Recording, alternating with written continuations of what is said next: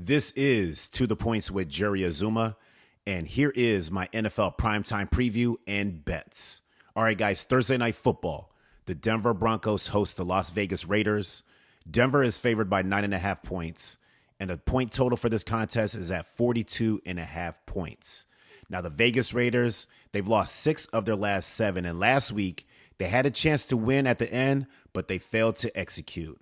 Their go-to guy is Brock Bowers, who's back from an injury, and last week he was the best offensive weapon on the football field. But this team is struggling to get over the hump, and now they face a really good Bronco team that knows how to win. Let's see what they can bring to the table to get a win, because these boys desperately need one.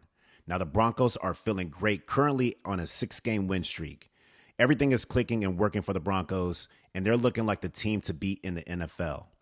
This team is well coached, and they pride themselves on being physical, especially at the point of attack.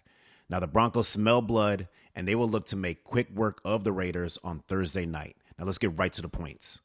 The Raiders lost to the Jags 30-29 in overtime, and the Broncos beat the Texans 18-15 last week.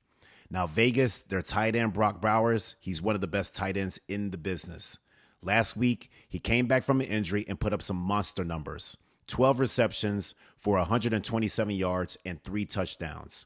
Now, it will be important to know where he's at all times, but now he faces one of the best defenses against the pass and points allowed.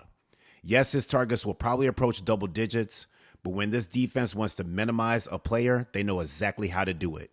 Put some change on Brock Bowers going under 70.5 receiving yards tonight.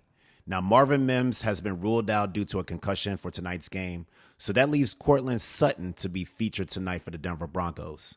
Max Crosby, he will be coming off the edge with bad intentions, and he is the only real one that can cause disruption up front. Now, if the Broncos offensive line can consistently put a hat on him and keep the pocket clean, I have no doubt that Bo Nix, he will have his eyes on Sutton all day long. The Raiders secondary is vulnerable at giving up explosive plays, and I believe that they are in a tough spot. On the road with the offense that's clicking, not looking good right now. Put some change on Courtland Sutton going over his receiving average of 62.5 receiving yards.